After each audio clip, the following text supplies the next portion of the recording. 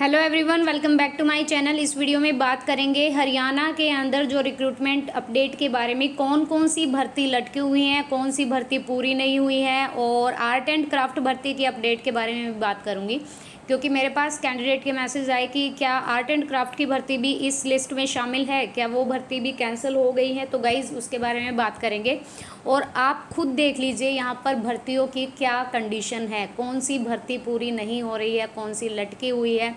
Basically अगर मैं बात करूँ 11/2019 के बारे में, तो जेएससी की भर्ती भाई डेंजर जोन में है, ठीक है, क्योंकि उनके अपॉइंटमेंट या ऑफ़र लेटर नहीं भेज रहे हैं डिपार्टमेंट वाले, और ये बोला जा रहा है कि भर्ती को कैंसिल किया जाएगा, मतलब भर्ती रद्द की जाएगी।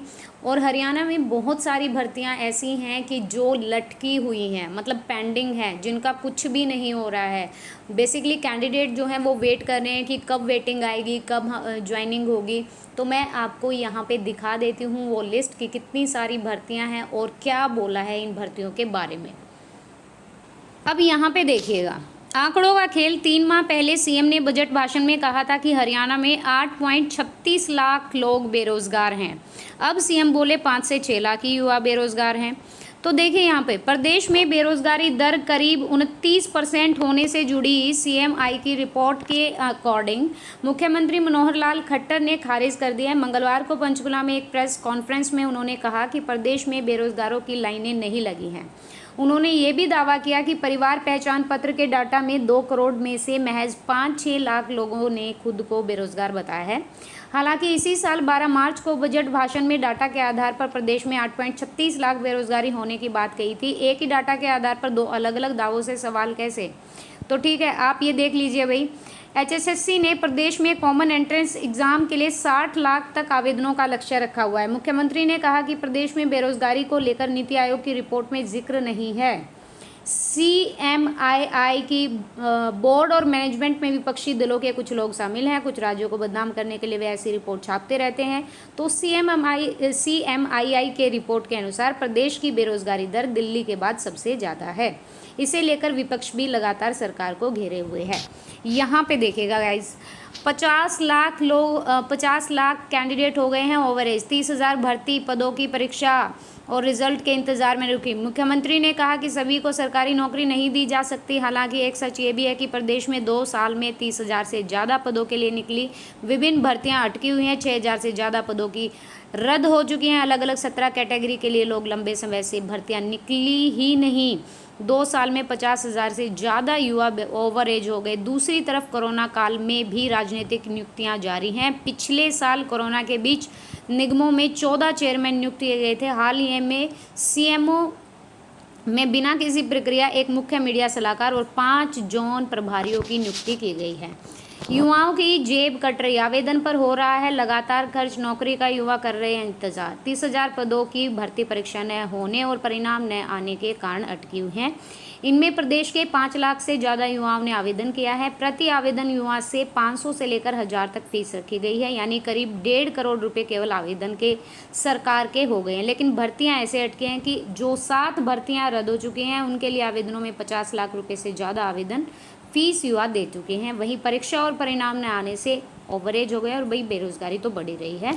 आप देख सकते हैं वे भर्तियां जो लंबे समय से अटकी। आरोही टीचिंग नॉन टीचिंग के 895 पद स्क्रीनिंग पेंडिंग है।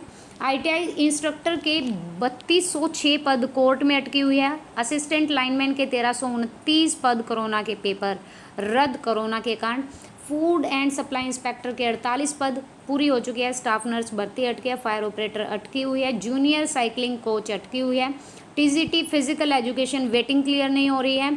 कई विषयों के पीजीटी के 3,864 पद पर परीक्षा नहीं हो रही है। सोशल पंचायत अफसर के 61 पद रिजल्ट नहीं आ रहा है। हारको बैंक के 978 पद रिजल्ट नहीं आ रहा है। पटवारी के 530 पद परीक्षा ही नहीं हो रही है।